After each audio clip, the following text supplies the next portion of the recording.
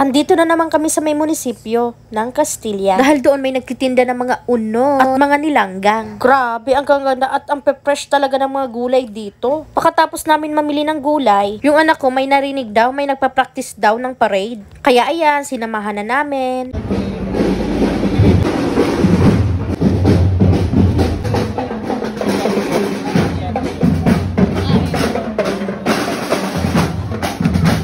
At habang nanonood kami, ako naman ay kumakain ng pichi-pichi. Yung kamuting kahoy na in-steam at nilagyan ng gata, ay hindi pala gata. Kinudkod pala. Nakita din pala namin itong rice puto, kaya bumili na din kami. Grabe, ang sarap pero ang mahal. Yung palaman niya ay makampuno. Super sarap talaga, nagustuhan ko. Medyo madilim-dilim na pala at mayroon ng ilaw, kaya pumunta na kami sa may taas. Yung anak namin super likot. Akala mo naman ngayon lang nakalabas ang bahay. Ilang oras din kami namasyal, pero yung anak ko ay parang walang kapaguran. Super energetic talaga niya. Super hyper pa. Hindi ko siya masyado napicturan kasi super likot. Pero hinayaan na lang namin na mag-enjoy siya. At nasabi pa nga niya, holiday daw ngayon, family day, kasi namasyal kami. Nako, halos araw-araw naman holiday sa atin. Kasi nga araw-araw kami magkakasama. Kami kasi noon taunan bago makita yung magulang. Kaya pakiramdam ko, buong-buo yung pagmamahal namin sa aming anak. Kaya nga ang anak namin super lambing. Kahit nga pag minsan napapagalitan namin at napapalo, pero hindi pa rin siya nagbabago. Hindi pala siya natutulog na hindi kami nakikiss and hug. At hindi din niya nakakalimutan magdasal. Ang anak namin lagi nagpapaalala na lagi daw kami magdasal. Kaya napaka-bless magkaanak na ganito. Yung bata pa lang may takot na sa Diyos at napaka-humble pa. Sa super kulit nga talaga niya, pero kaming mag-asawa ay hindi nasasawa mag-intindi sa aming anak. Grabe nga talaga yung takbuhan nito. Super pawis na pero hindi pa rin pagod. Sabi ko nga, umuwi na kami pero ayaw pa niyang umuwi dahil gusto pa daw niya maglaro kahit wala naman siyang kalaro.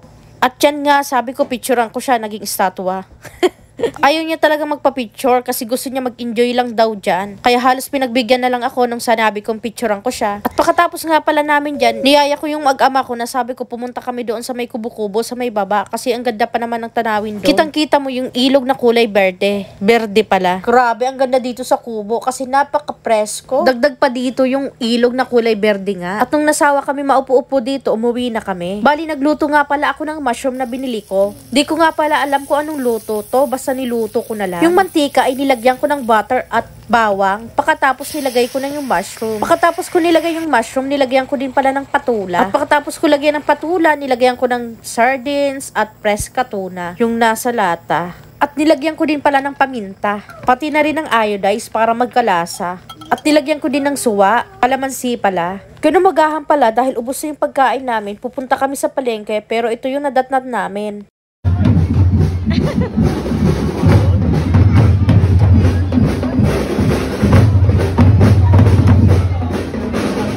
Ngayon na araw na to ay nagdiriwang pala sila ng Unod Festival. Grabe nga talaga ang init, tapos maya-maya biglang umulan ng malakas at pagkatapos ng parade ay nagkainit naman ng sobra. Grabe, inulan lang talaga yung parade nila.